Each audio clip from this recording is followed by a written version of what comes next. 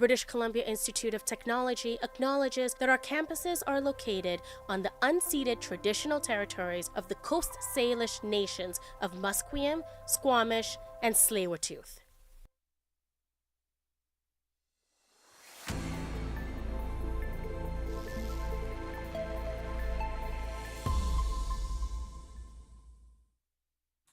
Good morning, I'm Selena Teixeira with your news at 10:30. A man was attacked by a stranger with a small axe and had his sunglasses stolen near East Hastings in Maine around 12:30 p.m. With more on this and other stories we're following today, we are joined by producer Joe McHugh. Thank you, Selena. After the attack, the victim approached a police officer offering a description of a man later identified as Stephen Henry Hall. Coming up on BCIT News, we're going to be looking into the preparation and the cultural significance of the Vessi 500 Dragon Boat Race, how the housing in the Lower Mainland the market is faring following a downturn in sales, and lastly, the opening of a new childcare facility in Mount Pleasant. Back to you, Selena. Thank you, Joe. A lengthy search for a wanted sex offender has come to an end, being found and arrested on the downtown east side. Last Friday, James Hurlbut was found after he was wanted Canada-wide for sexual interference and indecent acts. Since 2003, Hurlbut has been registered as a convicted sex offender but had his whereabouts unknown since last December. A new study has found changes designed to reduce opioid overdose deaths in British Columbia. In 2016, inadvertent harmed cancer and palliative care patients by reducing their access to painkillers. The rule applied to patients with chronic pain unrelated to cancer, but Demetria Panayiotoglou, lead author of the study published in the Canadian Medical Association Journal, says there was a spillover effect to cancer and palliative care patients. So the aim had been for chronic non-cancer pain folks because the evidence around the effectiveness of opioids was pretty equivocal. So it wasn't clear that opioids had long-term benefits for this population. But in kind of the ongoing messages that physicians were getting at the time, opioids being bad, individuals decided to pull back on their prescribing, but there was this larger population level effect. Prime Minister Mark Carney says his Liberal government will build a single Canadian economy and reinforce bridges across Labour. He's meeting with the 38 new elected cabinet members at Parliament Hill in Ottawa. Yesterday, he moved some key players into new positions and promoted 24 new faces in a move that's meant to signal change at the top. Carney has hopes Parliament will move at a rapid pace once it starts up again later this month. The union representing Air Canada flight attendants says it has filed for consultation with the federal Labour Minister after reaching an impasse in contract negotiations with the airline. The Air Canada component of COOP, which represents 10,000 Air Canada and Air Canada Rouge flight attendants, says its top priority is boosting compensation. The union says if there is no agreement reached by then, it may give a 72 hours notice of a job action after a strike vote has been taken. Manitoba wildfires force more evacuations because of damaged properties northeast of Winnipeg. About 1,000 people have been forced to leave a popular area for cottagers as wildfires continue to burn in Manitoba. Lauren Schenkel, Reeve of the Rural Municipality of Lac-du-Bonnet, says the fires have destroyed some structures in one area, and the damage is still being assessed. The region is well known as a cottage country, but Schenkel says many people have moved in permanently since the start of the pandemic. The fire is one of many burning after a hot, dry spring. Out-of-control fires have already prompted evacuation orders in areas of Nopinging and Whiteshell provincial parks. On to international news. Crowds of Syrians gather at Umayyad Square in Damascus to celebrate President Donald Trump's announcement that he will ease sanctions on Syria, moving to normalize their relations with the new government to give the country a chance at peace.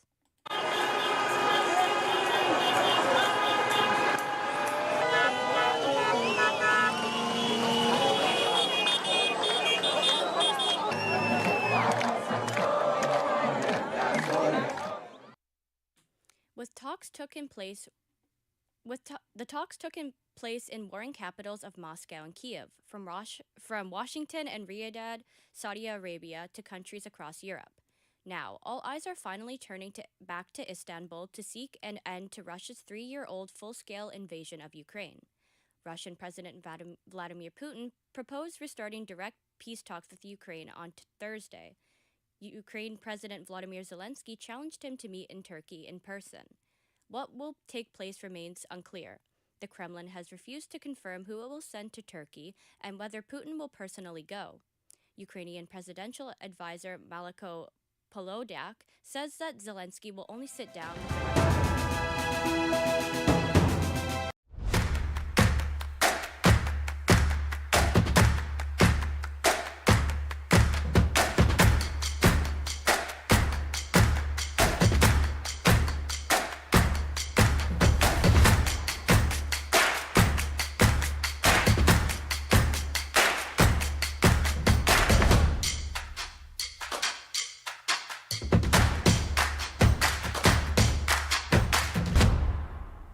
Everything is changing to digital. Everything is online. People aren't just waiting for the 6 o'clock news anymore. People want their news right now. They want to be able to go onto their smartphone, onto the internet, and see the news that they want to see. Vancouver is growing at, a really rapid rate, the Lower Mainland even, and with the tools that we're given here, we're able to cover all of that. Welcome to BCIT Magazine. I'm Radhika Sikki-King. In the program, they really leave it up to you. I mean, the help is there when you need it, figuring out how to use the programs like Premiere, Audition, and figuring out how to use the cameras. But it's up to you to sort of experiment and figure out what you can do when you go out in the field. They brought candles and flowers to remember the student who lost her life yesterday. Theresa May says the international community condemns Moscow. They really make sure that you know the basics and you are able to put out a quality product. I'm Brady Tretanero. And I'm Radhika Sikki-King. Thank you for tuning in to BCIT Magazine.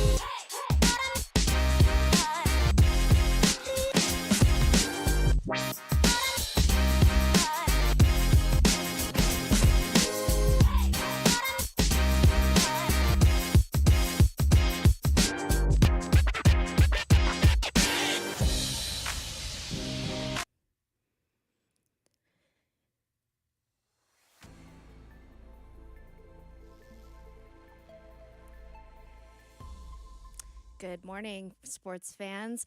I'm Riley Cunningham, and these are your 1040 Sports headlines. Starting off in the world of hockey, the Vancouver Canucks have a new head coach. Adam Foote has been appointed by the franchise for the upcoming 2025-2026 season. A former NHLer, Foote won 2 Stanley Cups with the Colorado Avalanche in 1996 and 2001, and retired in 2011 after a 19-year career in the league. Foote was previously an assistant coach for the Canucks under head coach Rick Tocchet. Cal Foote, the accomplished coach's son and former NHL defenseman, is currently embroiled in the 2018 World Juniors sexual assault scandal. Cal Foote, along with 3 former teammates from the 2018 World Junior Championship, were alleged to have sexually assaulted a woman in a London, Ontario hotel room during the 2018 tournament.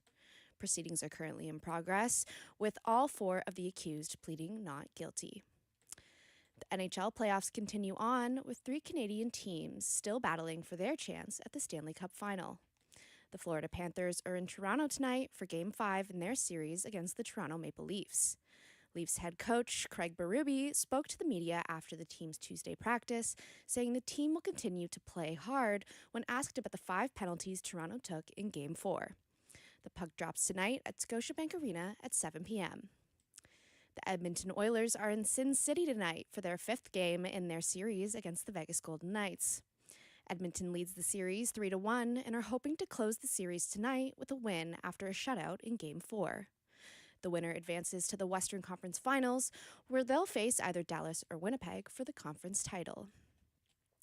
The Dallas Stars defeated the Winnipeg Jets last night, with Mikael Granlund scoring all 3 goals for the Stars, his first career playoffs hat trick. Jets head coach Scott O'Neill spoke to the media, saying the team needs to take advantage of their scoring chances. I liked a lot of what we did 5-on-5. I liked a lot of the opportunities that we created. I loved our first period.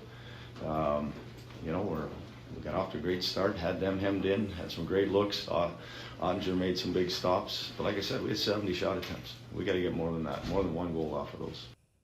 The Stars lead the series 3-1 and are in Winnipeg Thursday night for Game 5 of the series. The Professional Women's Hockey League is in the midst of playoffs, with 4 teams battling for the title. The Ottawa Charge defeated the Montreal Victoire 1-0 last night at TD Place, with the 2 teams set to face off again on Friday night in Montreal. Meanwhile, the Minnesota Frost take on the Toronto Scepters at home tonight, hoping to secure another win after their 7-5 victory over the Canadiens on Sunday. In football today, the Kansas City Chiefs are set to face the Dallas Cowboys on Thanksgiving, with the game announced as part of a marquee selection being revealed tonight. The team, who lost to the Philadelphia Eagles in last season's Super Bowl, are also scheduled to play on Christmas night against AFC West rival, the Denver Broncos. Moving to basketball, Cooper Flagg is considered the presumptive number 1 draft pick in next month's NBA draft, with the Dallas Mavericks holding the top pick. The 6'9", 18-year-old power forward from Maine is a highly anticipated player for the NBA. What do you think of Combine today? I thought it was really good. A lot of testing, guys, going out there working hard, showing what they can do, so I thought it was a really good day. What did you show today? I think just the versatility, the speed, athleticism, the vertical all together, and then just the ability to keep working on my shot. My favorite drill, probably some of the shooting drills, just, showing the basketball side of things, getting on the court, so that was fun. Canada's own Toronto Raptors have the 9th pick in the first round, despite having a 31.9% chance of picking in the top 4. The draft will take place on Wednesday, June 25th at the Barclays Center in Brooklyn, home of the Nets. The New York Knicks play the Boston Celtics tonight in Game 5 of the second round of the NBA playoffs. New York leads the series 3-1, coming off a 121-113 win on Monday night at Madison Square Garden. If the Knicks beat the reigning NBA champs tonight, they move on to face the Indiana Pacers in the Eastern Conference semifinals. The Oklahoma City Thunder and the Denver Nuggets take the court on Thursday night in Game 6, with OKC leading 2-3. Stay tuned for more on BCIT's 1680 The Crow.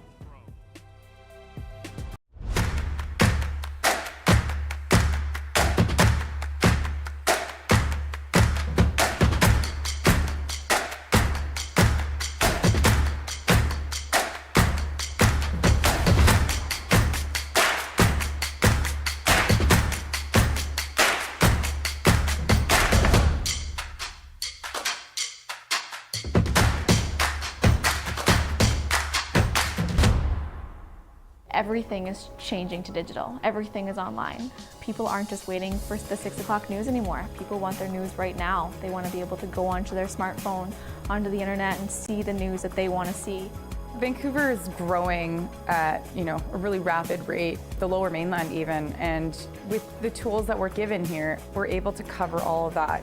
Welcome to BCIT Magazine. I'm Radhika Sikki-King. In the program, they really leave it up to you. I mean, the help is there when you need it, figuring out how to use the programs like Premiere, Audition, and figuring out how to use the cameras.